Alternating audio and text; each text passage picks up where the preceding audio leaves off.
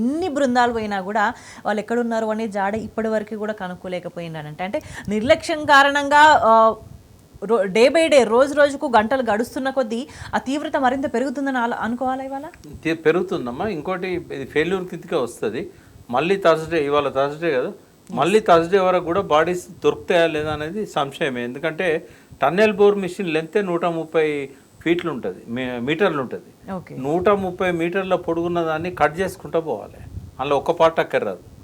ఇప్పుడు మన వీళ్ళు సపోజ్ అందులో పనిచేసే వాళ్ళు ఉంటారు కదా, ముందట క్యాబిన్లో ఉన్నారనుకోండి, ఆ క్యాబిన్లో మనకు బండరాళ్ళు పడాయి, బురద రాదు, కానీ అందులో ఉన్న వాళ్ళకి ఆక్సిజన్ దొరకదు, వాళ్ళు చచ్చిపోతారు. ఒకవేళ లోపల ఆక్సిజన్ ట్యూబ్స్ ఏమి ఉండవు, బయట నుంచి వచ్చే డక్టే వాళ్ళకి ఆక్సిజన్ ఇచ్చేది. ఆక్సిజన్ లేకపోతే వాళ్ళు చనిపోతారు. అంటే 4 గంటల వరకు మాత్రమే వాళ్ళకు ఉంటుంది. అక్కడ దాకా పోవడం ఎట్లా? సైడ్ నుంచి పోరాదు, మొత్తం అది దాని సైజు ఉంటుంది, కూరుకపోయి ఉన్నది. అలా ఒక్కొక్కటి కట్ చేసుకుంటూ అక్కడికి వెళ్ళాలంటే 130 మీటర్లు కట్ చేస్తే కానీ చివరికి పోవడం సాధ్యం కాదు. వీళ్ళు పనిచేసే వాళ్ళు మధ్యలో ఉంటే ఈ కట్ చేస్తూ పోతుంటే కొంత తొందరగా బయటకు వస్తారు. వాళ్ళు చివరిలో ఉన్నారనుకోండి క్యాబిన్లో, ఇంకా అసలు వాళ్ళని బయటికి తీసుకురావాలంటే 130 మీటర్లు కట్ చేసిన తర్వాతనే వాళ్ళు బయటకు వస్తారు. తర్వాత బురదలో ఊరుకపోయారు, లేకుంటే రాళ్ళ కింద ఉన్నారు. ఇప్పుడు ఇవన్నీ తీయడానికి కన్వేయర్ బెల్టులు కూడా పాడైపోయినాయి. కన్వేయర్ బెల్ట్ల మీద బండరాళ్ళు రావు, ఈ రాళ్ళు చిన్న చిన్న రాళ్ళు అన్నీ కుప్పలుగా ఉన్నాయి, వస్తాయి. బురద కొంత వస్తుంది. ఈ బురదను రాళ్ళను తీయాలంటే కూడా 2 కన్వేయర్ బెల్ట్స్ పాడైపోయినాయి. కాబట్టి రేపు సాయంత్రం అనేది అది మూర్ఖత్వం. కనీసం ఒక 7-8 రోజులు పట్టవచ్చు ఇదంతా ఫాస్ట్గా చేస్తే.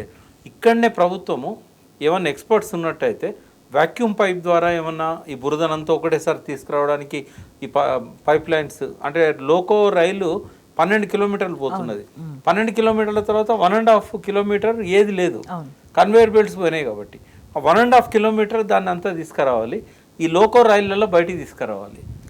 ఈ పనులు ఇప్పుడు పెండింగ్ ఉన్నాయి. మిషన్ కటింగ్ చేస్తున్నారు. లాస్ట్కి ఇవాళ రీచ్ అయ్యారు. ఎక్కడికి రీచ్ అయ్యారు? Tunnel bore machine back portion వరకు రీచ్ అయ్యారు. అక్కడ కటింగ్ స్టార్ట్ చేశారు.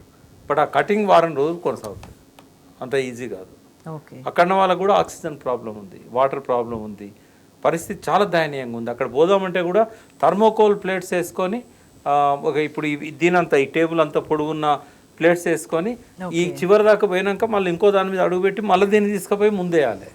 ఇట్లా రెండింటితో ఇద్దరు వాటి మీద ప్రయాణం చేస్తుంటే చాలా బాధ అనిపించింది. అట్లా వాళ్ళు ఎక్కడ దాకా పోవాలి? 1.5 కిలోమీటర్ పోవాలి, నీళ్ళల్లో వంగుకుంటూ పోవాలి, నిలబడే పరిస్థితి కూడా లేదు.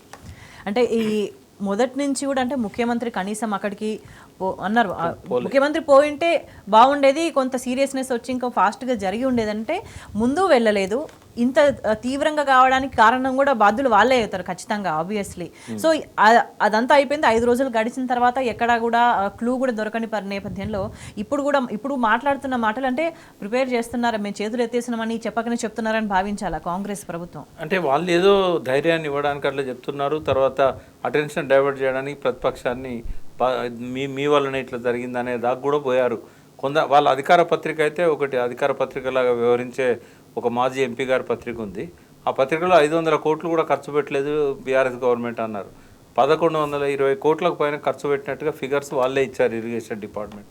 అంటే వాళ్ళ కనీసం బేసిక్ అవగాహన లేదు ఇరిగేషన్ ప్రాజెక్టుల మీద.